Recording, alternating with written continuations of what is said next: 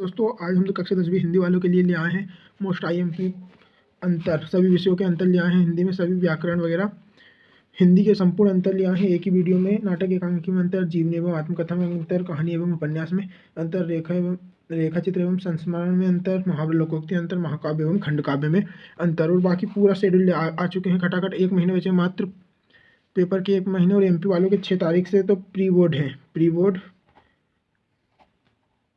Pre board 6 तारीख से MP वालों के हिंदी का। तो खटाखट वीडियो देख लीजिए। और ये पूरा कंटेंट आ चुका है हिंदी का, एकदम 80 में से 70 नंबर का एकदम कंटेंट आ चुका है, देख लीजिए। ये इतना पूरा कंटेंट पर वीडियो बनानी बाकी है अभी, लेकिन उससे पहले इस वीडियो में 100 लाइक का टारगेट है। तो चलिए वीडियो शुरू करते हैं। तो पहला अंतर देख लेते हैं अपन, नाटक एवं एकांकी में अंतर। तो आ चुका है नाटक एवं एकांकी में अंतर, 2 नंबर में आता है। 2 अंतर बताने रहते हैं टोटल। तो अंतर देख लीजिए। नाटक एकांकी इस प्रकार कॉलम बना के ही लिखना है आपको एग्जाम में भी। तो नाटक में अनेक अंक हो सकते हैं, एकांकी में 1 अंक होता है। ठीक है, ये तो दिख रहा है। इसके बाद नाटक में अधिकारिक के साथ सहायक एवं गौण कथाएं भी होती है। एकांकी में एक ही कथा या घटना रहती है।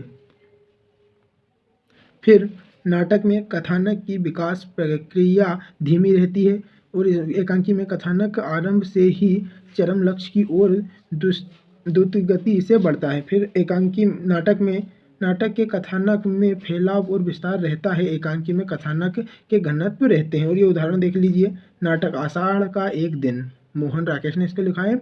इसके बाद एकांकी अंधेर नगरी, भारतेंदु हरिश्चंद्र जी ने इसको लिखा है। ये भी मोस्ट आईएमपी क्वेश्चन है, अगली वीडियो में या किसी वीडियो में इनको भी बताएंगे। हो सके तो आप यहीं से स्क्रीनशॉट इसको भी ले सकते हैं।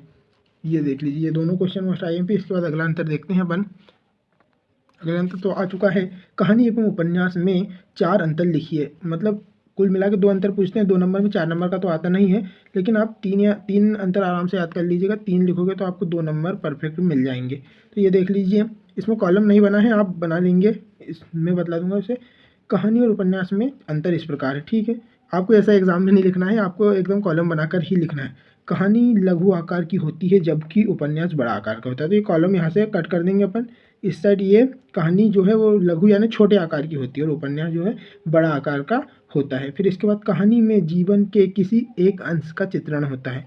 कहानी में जो जीवन का है किसी एक घटना या अंश का चित्रण होता है, जबकि उपन्यास में जीवन का बृहत चित्रण होता है, मतलब बहुत विस्तार में चित्रण होता है। ठीक है, इसके बाद थर्ड, कहानी में प्रारंभ से अंत तक भाव संगतता रहती है, जबकि उपन्यास में कई स्थल सघन प्रभावी नहीं होते। कहानी में लगभग आधा घंटे से में पढ़ ली जाती है। कहानी पढ़ने में लगभग ज़्यादा से ज़्यादा आधा घंटा लगता है, जबकि उपन्यास दीर्घ काल में पढ़ा जाता है, यानी कि ज़्यादा समय लगता है उपन्यास पढ़ने के लिए। इसके बाद नेक्स्ट 2 लगाए अंतर आ चुके हैं, ये भी मोस्ट आईएमपी है। जीवनी एवं आत्मकथा में कोई 4 मतलब 2 नंबर पूछा जाता है, तो आपको मात्र 3 अंतर करने हैं। इनमें से 3 जो भी आपको उचित लगे वो 3 करने हैं। तो चलिए पढ़ते हैं। जीवनी एवं आत्मकथा में 4 अंतर इस प्रकार है।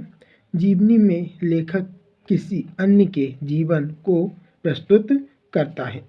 पहला ये आ गया, जीवनी में जो लेखक है वो किसी दूसरे की जीवन वृत्ति को क्या करता है, प्रस्तुत करता है। तथा आत्मकथा में लेखक स्वयं के जीवन वृत्ति, मतलब स्वयं का जो जीवन है उस पर विचार या उसको प्रस्तुत करता है लिखकर। ठीक है, ये एक हो जाएगा। उसके बाद जीवनी महापुरुषों के जीवन पर लिखी जाती है।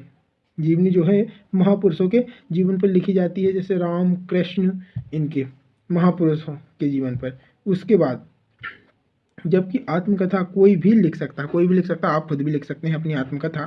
फिर इसके बाद थर्ड आएगा, जीवनी में तथ्यों तथा विवरण पर ध्यान दिया जाता है, सटीक चीज़ें लिखी जाती है, मतलब जीवनी में जो भी है तथ्यों को मानते हुए। जबकि आत्मकथा में अनुभूति की गहराई होती है, जो आपने किया है वो लिख सकते हैं। इसके बाद फोर्थ है, जीवनी वर्णनात्मक शैली में लिखी जाती है, जबकि आत्मकथा जो है वो कथात्मक शैली में लिखी जाती है। इसके बाद ज़्यादा समय लेते हुए नहीं आगे बढ़ते हैं, रेखाचित्र एवं संस्मरण में अंतर। ठीक है, ये देख लीजिए, रेखाचित्र एवं संस्मरण में अंतर इस प्रकार है। संस्मरण किसी महान व्यक्ति या घटना के संबंध में लिखे जाते हैं, जबकि रेखाचित्र किसी भी व्यक्ति वस्तु या घटक की चित्रात्मक अंकन होती है। ठीक है। फिर दूसरा, संस्मरण में चिंतन की गहराई होती है, जबकि रेखा चित्र में शब्द चित्रों का महत्व होता है। इसको भी यहाँ से अलग अलग कॉलम में लिखना है दोनों को। संस्मरण पूरी तरह थर्ड हो जाएगा, संस्मरण पूरी तरह सत्य पर आधारित होता है, जबकि रेखा चित्र का कल्पना का भी सहारा लिया जा सकता है। ये देख लीजिए, इसका स्क्रीनशॉट ले सकते हैं अच्छे से। तो अब देख लेते हैं मुहावरा एवं लोकोक्ति में अंतर। ये भी 2 नंबर में आता है, तो ये देख लेते हैं घट से। नंबर 1, एक जो है लोकोक्ति स्वयं एक वाक्य होती है। लोकोक्ति जो है वो संपूर्ण एक वाक्य होती है, जबकि मुहावरा वाक्य का अंश होता है। वाक्य का अंश होता है, वाक्यांश होता है। मुहावरा जो है वो वाक्यांश होता है मतलब। फिर इसका नेक्स्ट हो जाएगा सेकंड वाला, लोकोक्ति से पूरा अर्थ प्रकट होता है। लोकोक्ति से जो है पूरा अर्थ प्रकट होता है, जैसे कि खोदा पहाड़ निकली चूहिया। इससे साफ अपन को पता चल रहा है कि पूरा अर्थ प्रकट हो रहा है इसका। लेकिन जो मुहावरा है, मुहावरा वाक्य में प्रयोग होकर ही अर्थ देता है। जैसे कि लोहे के चने चबाना, माँ की आंखों का तारा होना, इस प्रकार। तो इसको भी लिख सकते हैं अपन, इस कॉलम में लिखना है ये अंतर को, इधर मुहावरा, इधर लोकोक्ति, इधर मुहावरा, इस प्रकार लिख सकते हैं। फिर नेक्स्ट आ चुका है अपना महाकाव्य एवं खंडकाव्य में अंतर आ चुके हैं। इसको देख लीजिए, इसको खड़ा कर लिखते हैं। महाकाव्य में जीवन के समग्र रूप का उल्लेख होता है, मतलब समग्र पूरा जो रूप है बचपन से लेकर आखिरी तक जो भी है उसका पूरा उल्लेख होता है महाकाव्य में। खंडकाव्य में जीवन के एक पक्ष या